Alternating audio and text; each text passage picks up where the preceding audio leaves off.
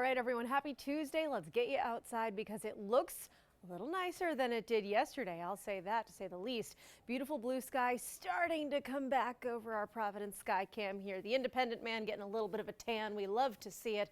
Not a bad way to end this Tuesday. Now, I will say clouds are going to keep pushing to the east, giving us more and more sunshine as we get closer and closer to sunset. I actually expect this sunset to be gorgeous.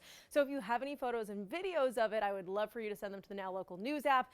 That way we can see them and even share them right here on ABC6. Wouldn't that be lovely? Now, you'll also notice temperatures pretty different depending on where you live. There's a reason for that. We'll get there in a second, but right now it's 53 in Providence, 50 in North Kingstown, 50 in Newport, 55 in Westerly, and 52 in Smithfield. However, all of a sudden you look back toward Bristol County, Massachusetts, and parts of Plymouth County, and we're down in the 40s. Why is that? Well, we're seeing the wind out of the north-northeast, and that's keeping that ocean air flowing into this part of the area, and it's going to keep those temperatures a little bit cooler. That said, they're pretty much on the money for where we should be this time of year at 47 degrees in Taunton, 48 in New Bedford, and 44 in Plymouth. Overnight tonight, we get back down toward freezing. Not bad for this time of year. 1 degree above average. We should be at 31 this time of year. I'm putting us at 32.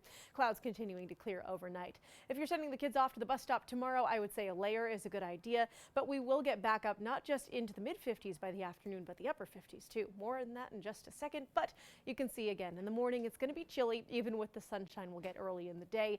I would say we're in the 40s by recess, depending on how early that is given school to school. Now, by the afternoon for St. Joseph's Day, if you're going to celebrate in any way, shape, or form, perhaps with a feast, it's going to be chef's kiss. Magnificent forecast for Wednesday. I'm so excited. I can't help but smile just thinking about this. We're going to be in the mid and upper 50s. Really nice for this time of year. Plenty of sunshine, and I will say clouds increase late in the day, but overall it's going to be wonderful. Now, as we get into Thursday, we have some even bigger changes to the calendar. Now, this is a look at the meteorological seasons. I talk about this a lot, right? We start the seasons on the first of the given 3-month period. So we just started meteorological spring on March 1st, but most people, the non-meteorologists of us all, I get it, it's fine, you can do things differently, celebrate the astronomical seasons with our vernal equinox, which is actually on Thursday at 5:01 a.m. So this is when we turn the clock over to spring and we have essentially even parts day and night. We're getting closer and closer to those super long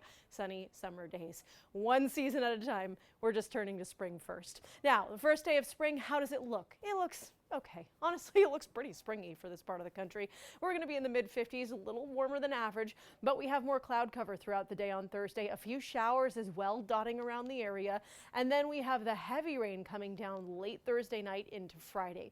Watch the clock here as we get into those wee early hours of the morning. Hopefully you are fast asleep, and this is just lulling you off to snooze here as we get those raindrops on the window and the rooftops. But the problem is those raindrops even stick around as we get to your morning commute on Friday. You can see that rain still falling as we get to 6, 7, 8 a.m.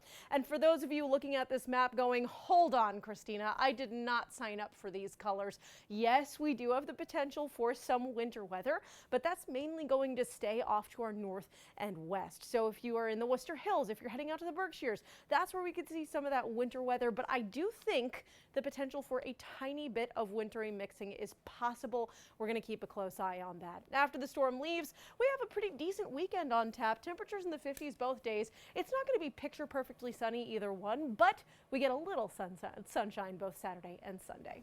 Thank you, Christina.